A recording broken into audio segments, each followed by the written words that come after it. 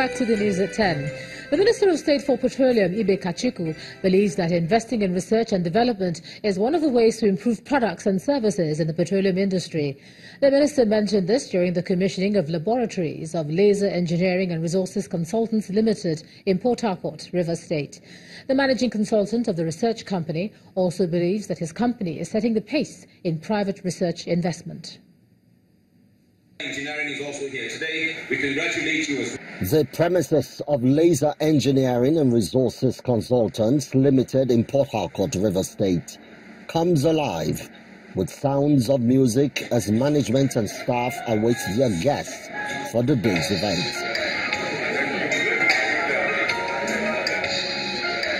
It's the commissioning of the company's state-of-the-art laboratories.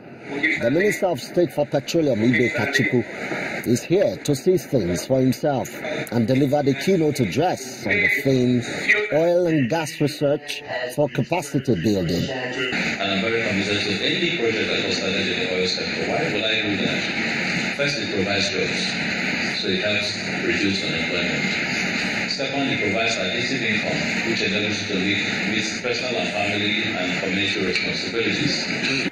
The managing consultant of Laser Engineering speaks of the company's pioneering strides. We are usually the first to introduce something new in this country. For example, for PVT services, Laser is the first to introduce what they call the gluten-free laboratory in Nigeria and perhaps Africa. It's time to unveil the Laser logo and then a tour of the facility.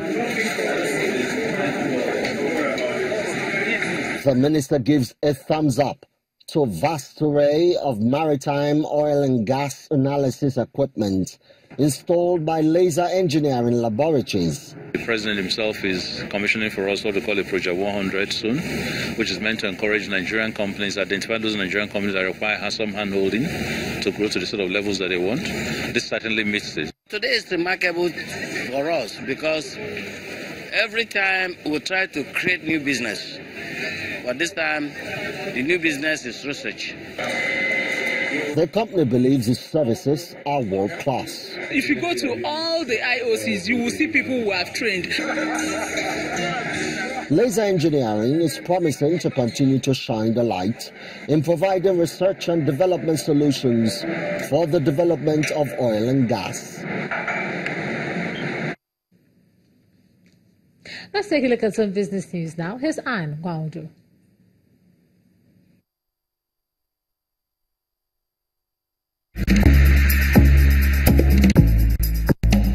You first. First Bank.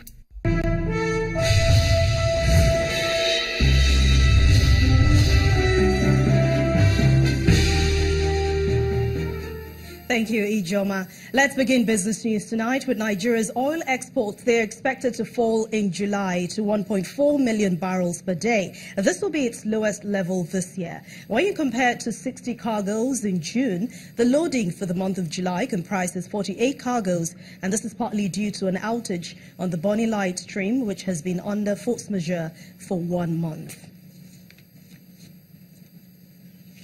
The Senate Committee on Industry has pledged to take up the absence of standards organization officials at the ports before the National Assembly. The committee reached this resolution during a courtesy visit to the agency in Lagos. It's not allowed to operate at its maximum capacity, especially with regards to their presence being felt at the ports. Because importation, like we know, we are import dependent. We always import all our products, almost. And for them not to be there at the ports, to see this is first hand, is not good enough. They've given us the law, a futuristic law, that gives us the power to be at all points of entry in Nigeria. So we're asking them to give us enabling environment to be all we need to be. Because without standard, there will not be adequate development. So that we'll be able to improve the life of Nigerians through standardization and quality assurance. Despite a mixed performance in the sectoral activities today, Nigeria's equities market kicked off the week on a bright note as investors took advantage of lower stock prices to buy more shares. Tosin Adesina has details of today's transactions.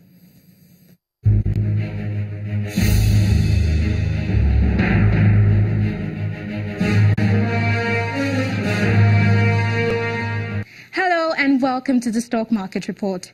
Trading activities at the NSE commenced the second week of June with an upswing of nearly 0.5%, as well as a 64 billion naira recovery from Friday's sell-off.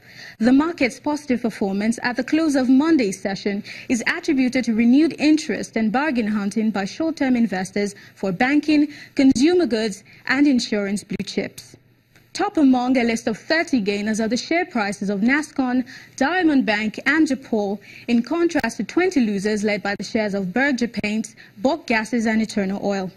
With over 200 million units, the shares of Ikeja Hotel is a major contributor to a total of 603.17 million shares traded in over 3,800 transactions for the day. And that's the Stock Market Report. I am Tosin Additional.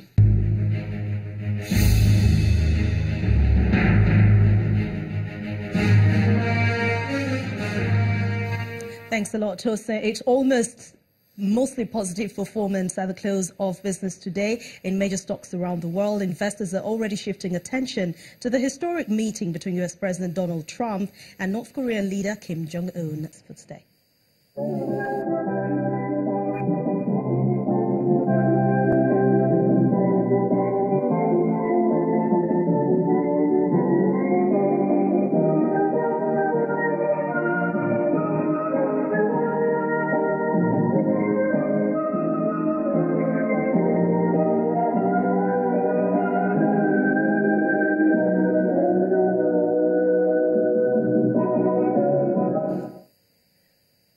And that's business news for tonight. Thank you for watching. It's back to you, Ijoma.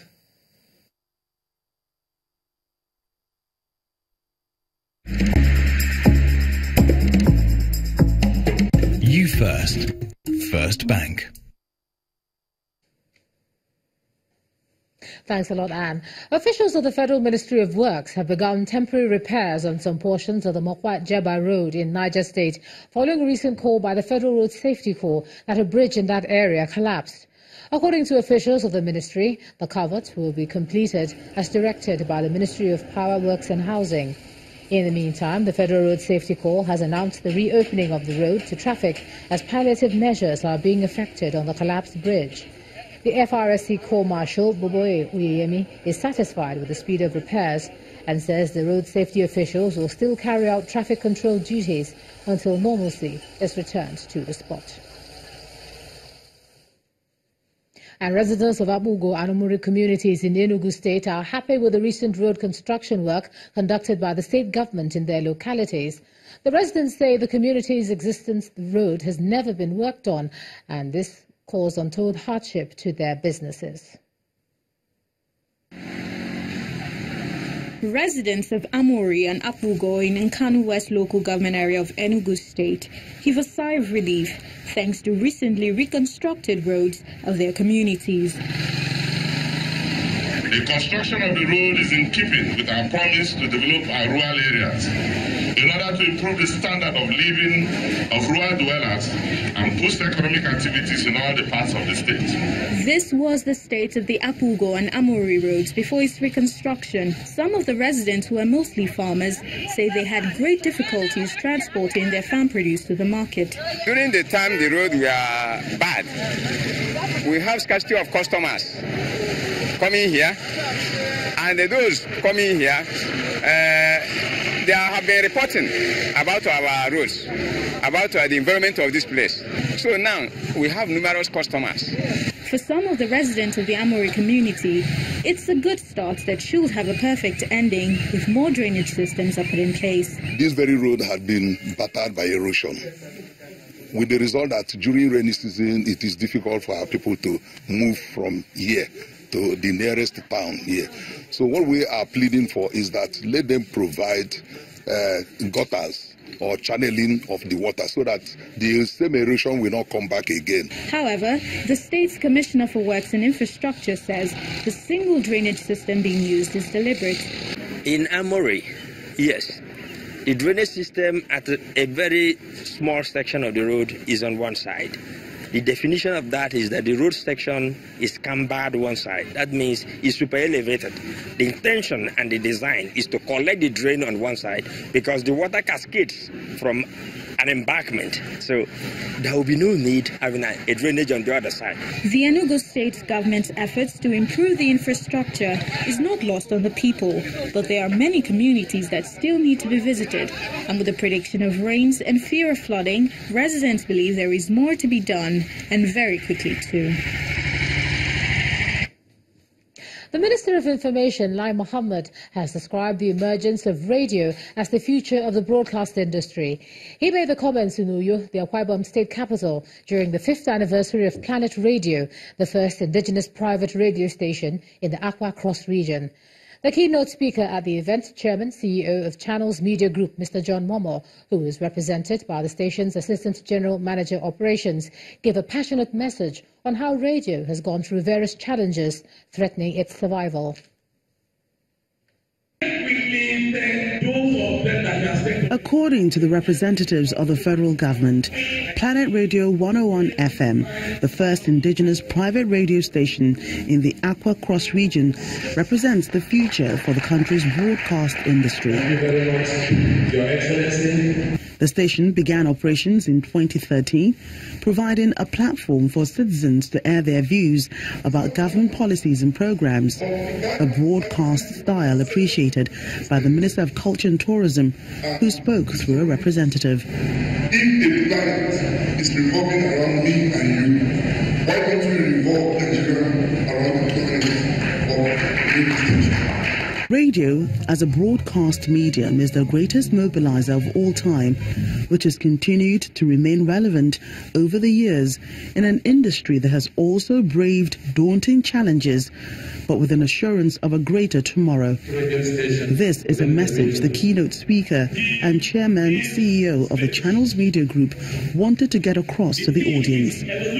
Mr. Momo, who was represented by the station's Assistant General Manager Operations, Mr. Kingsley Uranta, appealed to the broadcast organizations to ensure the industry is not compromised. For the records, the first electronic medium is the radio. In fact, there was a popular theory that with the invention of TV, radio was going to die a natural death. But instead of dying out, radio has continued to live its relevance in the developed and developing worlds. And there's more on what the future holds.